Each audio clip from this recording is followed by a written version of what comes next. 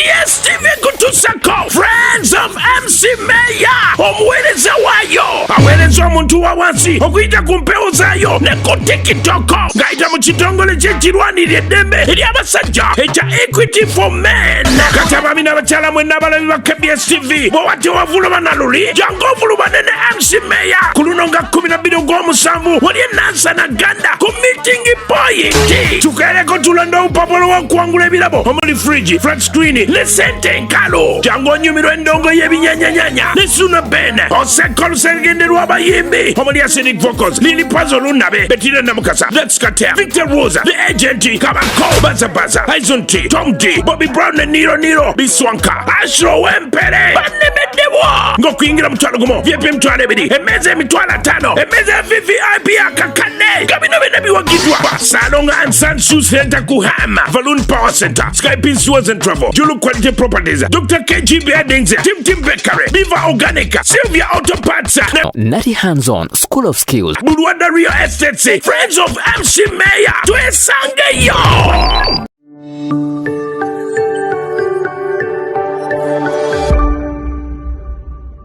Beyond the newsroom, where untold story is revealed. His Excellency Robert Kyagulanyi Ssentamu Bobi Wine mu speech olunaku olwaleero abadde mukambwe mu ak'ensusso. Ono nno baki batabukidde oba oliawo be bano abakulembeze abeeyagaliza ebyabwe. Obaddewo kimanyi nti Jaati bwe yali ekuba abantu nga bava ku nominations za Nalukoola ne Nalukoola bamukuba muteeka wansi. Ojjukira omukyala omusirikale eyasikanga Ebuvanjuba nebugwanjuba ewaka wasigalawo ewasinga. Beyond the newsroom gwe mukutu ogukuleetera ekyo ekisinga katiranga naffe ng'oyita ku noti 771 44 53 ne noti 744 26 45 na bino bikulu tetulanga bafere tetulanga basawo ba kinnansi n'abagwa mu koowa eryo mwebale kutuwagira. Thank you. eyasikanga abajjaati baleme kuba bannamawulire n'okukuba abantu engeri gye babakubamu. Leero Robert Kyagulanyi Ssentamu Bobi Wine akawaŋŋamudde nti omukyalo oyo awuma bagenda maaso n'okumukwata nti era ali mu basement tafunanga yadde lawyer yadde okulaba ku muntu we. Bigambo bya Robert Kyagulanyi Ssentamu Bobi Wine, principal wa National Unity Platform. Kakati omubaka Alan Sewanyana afuddeyo n'asaba bamuweeyo chance endala asobole okubeera ng'aweereza bannayuganda. Asabye ekibiina kya National Unity Platform kimwendoosinge eri abantu be ate akwate ebbendera y'ekibiina addeyo oba oliawo abaweereze kuba mbu tasobodde baweereza bulungi engeri gy'abadde mu kkomera emyaka 3 mirambirira. Kakati nno Honorable Balimwezo Nsubuga ono nno ye agamba he's better than everyone. Agamba ali well qualified nga inexperience naddala mu local government okubeera nga gyasobola okutwala ekibuga Kampala mu maaso. Kagombe n'ebyekibiina kya National Unity Platform byonna mbikuleetedde just mpeera nkolera kintu kimu kyokka video gimpera like wogiwa like ejja kudduka emisinde mingi mu ngeri y'emu naawe aliyeyo nga gwe mulundi gwo ogusoosola aba video zaffe njagala okukusaba ogende maaso n'okuba nga osubscribingako mukutu guno osobole okuba nga ofuna amawulire gonna nga bwe tugakuteerayo. Awo wennyini we mba ntandikira kankuwa ebigambo bino ebya Honorable Alan Sewanyana then nkwongereko Balimwezo tugende wa Bobi Wine. Ndwala kumpi mwaka mulamba emyaka 3 olabye nti nsavinze emyaka 2 gyokka kuno n'okutandika enkya nsolowooza nti nno neetaaga okuweebwa omukisa omulala okulaba nga nkiikira Makindye West constituency. Ono nno mwaka wa Makindye West amanyikiddwa nga Alan Sewanyana agamba nti neetaaga okubeera nga mpeebwa omukisa omulala nsobole okugenda maaso n'okuba nga nsavinga abantu bange nti oluvannyuma lw'okumala ebbanga eriwererako ddala kumpi ery'emyaka 3 mirambirira nga tuli mu nkomyo n'omugenzi Muhammad Segirinya kyataataganya nnyo obuweereza bwange eri abantu baffe era nga nandibadde nkolera ddala ekyo kisoboka okubeera nga nsavinga abantu be Makindye. Mu bigambo bye Alan Sewanyana agamba nti bwe yateebwa n'alwala ate akabanga ke yamala ng'ali mu ddwaliro agenze okudda oba oli awongedde mu ddene lyalina okukola kati nno waasabidde banna National Unity Platform bamwesige bambi bamuweeyo omukisa omulala agende maaso n'okuba ng'aweereza banna Uganda. Ebyo bwe mambi taddeko mabbali. Honorable Balimwezi agamba ali competent enough okubeera nga atwala ekifo ky'obwa Lord Mayor. Era agamba ye nga yingini y'omutengereke wali okubeera nga transforming Kampala into a better city. Wuliriza. Nina kinawulidde. Wano ngamba muntu you're more experienced than Lukwago. In local government. Kugambye natandikira kwero suwan. Sina level gye mbuuse. Yoka gyaliko gye sinabakwatako. Kitegeeza manyi embeera za buli level yonna. Manyi oku advisinga ba chairpersons bange kubanga mbaddeko chairperson. Ate era nze nali advisor nga ndi mayor. Ka experience njina. Nina experience y'enguudo. Nina experience y'emyala. Nina experience ya kasasiro. Kubanga nagenda n'okubisoma nabisoma. Era ojje wange ojja kwesanga nti nina emmotoka za kasasiro. Nina za ambulance ziyamba abantu ku bulwadde. Nga ziri personal. Ebyenjigiriza byonna mbikutteko. Ziri personal. Okay. Ewange zijja kasasiro mu bantu kubwerere. Ontegera bulungi. Therefore ndowooza experience yo njibusingako. Ansinga experience somewhere mu byamateeka era okabaka. Nga yazo wano mu parliament ojja kulaba Lord Mayor. Esogo kiriza kome mu parliament ekyo kisoboka. Ekyo kisaba singa akoma wana ajja kubeera wa mugaso nnyo ate okusinga nzu wano. Where is it leaving the opposition at large? Kwambadde mwogera ku unity in diversity.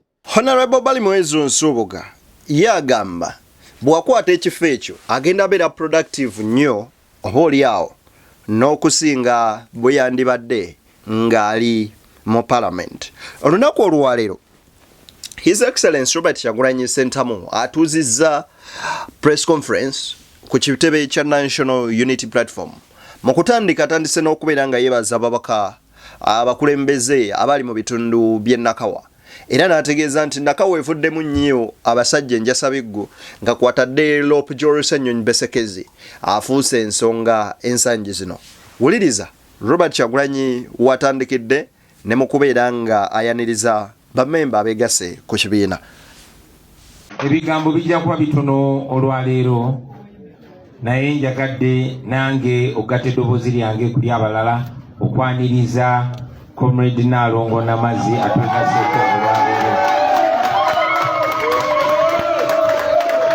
Kituufu nkukubya akaama wano nti tubadde tukwegombera wala batugamba omukyalo oyo yaweereza obulungi nga minisita mulamba then bwazze n'atwegattako kya kitiibwa nnyo. Nja kwebaza okusingira ddala abakulembeze baffe abatwala Nakawa yonna, Right Honorable Ssennyonyi, Comrade Nubianli, Comrade Waiswa, obukulembeze bwaffe bonna obw'e Nakawa mutukoze bulungi nnyo. Nakawa n'oyo alimu ekyama kasolozaako booti oyinza obutaba Nakawa. Mwe mwali mumanyi nti leader of opposition alive Nakawa alikola ebyannaku wano. Kati ndaba abakulembeze bangi ab'amaanyi beeswanta okuva e Nakawa eyo n'ebyo kambikomyawo. Mwebale nnyo abantu b'e Nakawa tuweereza abakulembeze bwe batyo. Tetusobola okubalaba era nitukuba tooki mu busobozi bwabwe. Ne basebo ne bannyabo mu abalonzi b'e Nakawa mwe musalawo abakulembeze abo ne mubawa mandate ne bakola emirimu egyo. Si kubasabira buwagizi naye nammwe bye bakola mubiraba era bwe banajja mubalabiranga ddala. Ye lwaki sibe Nakawa? Awo abaamaze okubakooneramu kati gwajjayo simanya interest form wesimbe ku Joel Ssennyonyi ndowooza kabaka weddemu naawe ajjayo wesimbe ku Nubianili ebibyo ndowooza kabaka aweddemu dda. Robert Kyagulanyi Ssentamu ayogadde ku bigambo bingi nnyo nnyini ddala. Kaakati nno bw'atuuse wano agambye nti ebinyigiriza bannayuganda ne bitunyigiriza ngaffe bannakibiina kya National Unity Platform tebinyiga ffeka wabula n'abo abali mu gavumenti nabo bibanyiga n'abo abawagira gavumenti eri mu buyinza bibanyiga ate ekyennaku abamu ku bo bayisibwa ddala bubi ono nno wano wanokoleddeyo omukyala Auma omusirikale eyali ku lunaku lwa nominations we bakwata nalukola ne bamusika ne bamukuba wansi nga bamujja ku piki we bakubira munnamawulire wa KTV eriiso ne lifeenya omukyalo oyo yali agezaako osika abajjaati nti ye Auma bamukwata ne bamutwala mu basement ali eyo akubwa atulugunyizibwa bigambo bya His Excellency Robert Kyagulanyi Ssentamu wuliriza ate tubikolera bannaffe bokka b'enkyukakyuka naye n'abo abasavinga mu eno gavumenti ennakyemalira nabo babonaabona okugeza mwenna mujjukira nga tugenda okunominatinga kanso na Lukoola abajjati bwe bajja ne bakuba buli omu naye omukyalo oyo gwe bayita Meja Auma gwe mwalaba ku butambi ng'asika ogwo ogusajja ogwa jjaati ogwali gukuba munnamawulire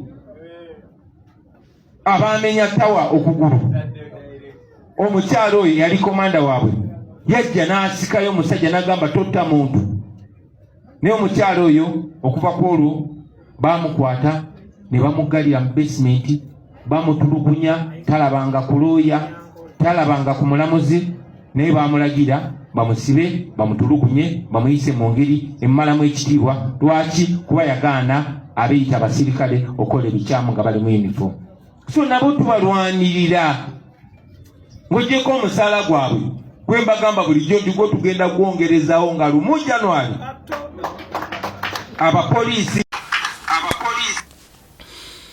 This is really a total disgrace. It's unfortunate okulaba nga oboolyawo bintu bwe bityo nga bibaawo kyannaku nnyo nnyini ddala. If it is the truth and a fact nga bambi naye ali eyo mu basement yayiga Lunyankole gwe kubyamu akafaananyi olabe Eddie Mutwe yaliko abamu banje bwe yali atunula n'oli ataliiko olabe butya bwe biba. Baganda bange balekedde 2026 gwamanyi ki ky'onalowooza okubira ng'okola okusalawo okwo oba oliawo okutuufu.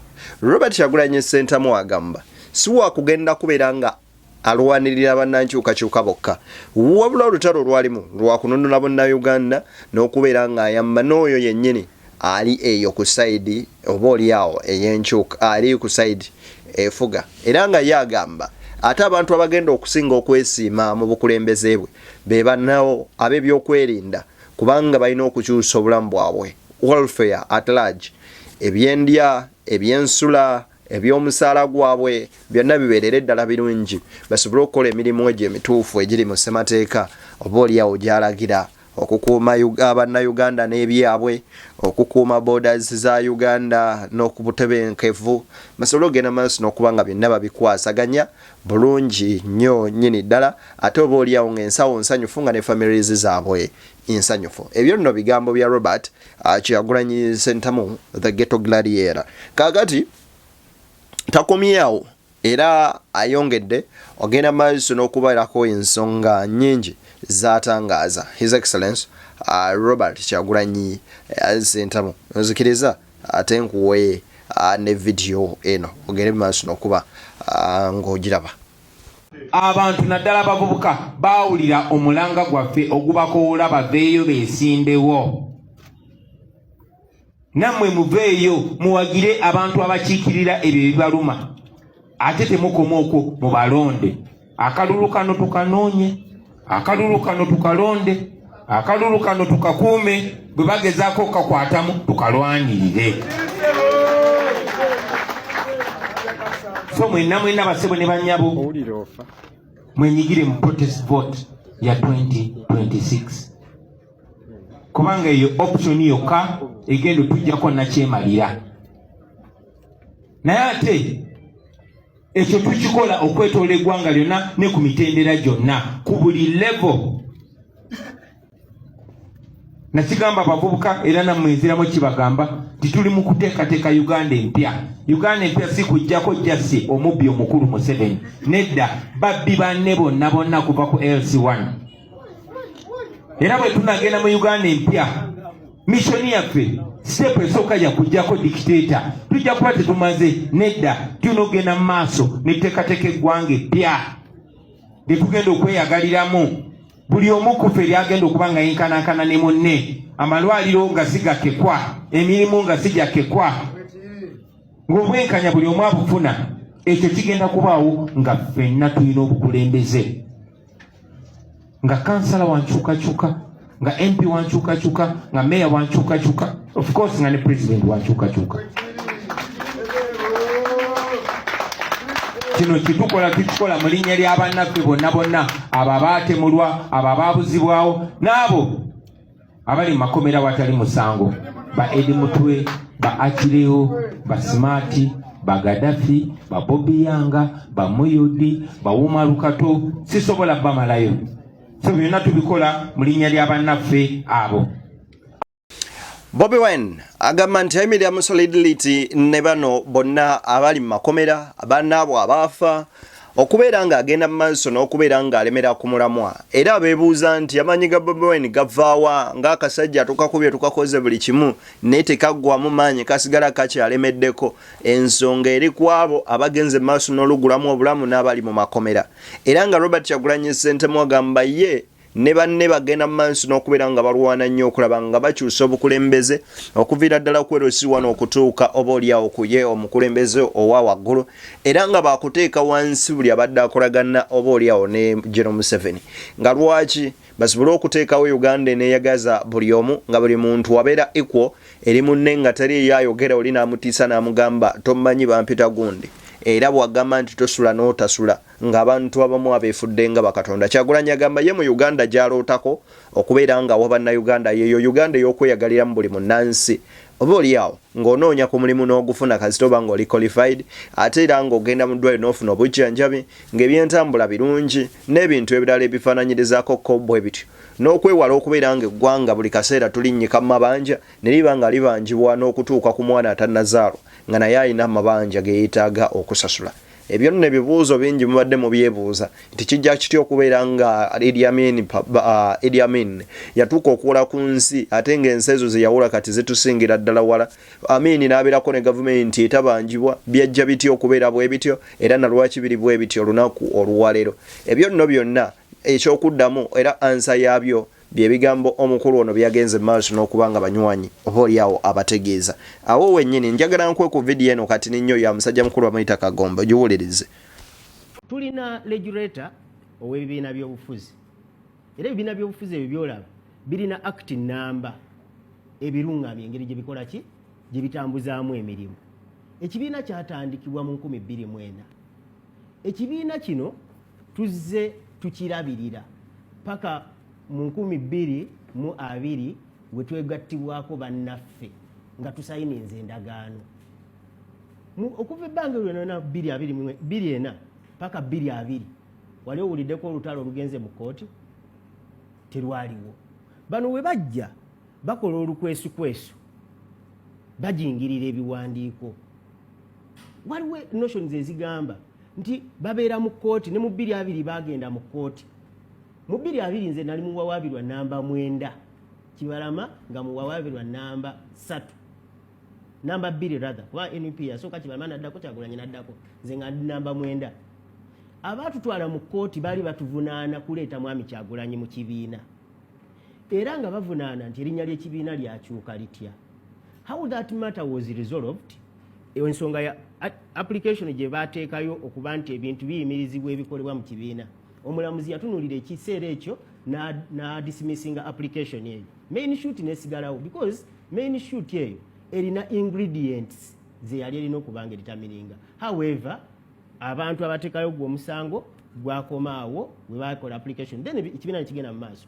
N'ekibiina nga kigenda mu maaso tuzze twogeraganya n'okuwandiika nga tuwandiika amabaluwa trying to give direction. Ojja kubuuza era abantu bano bannange bo ekyamazima matuufu bansesa nnyo ate era bannyumira. You give direction okuva 2 okutuuka 2 ekibiina NUPR is it here something like that yali luddawa tugenzo ogiwulira nga tugiraba kati n'okulaba ng'ekola emirimu egibadde awo.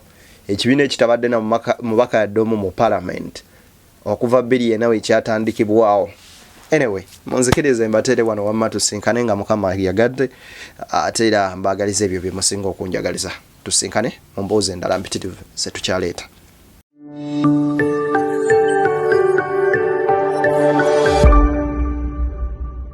Beyond the newsroom, where untold story is revealed.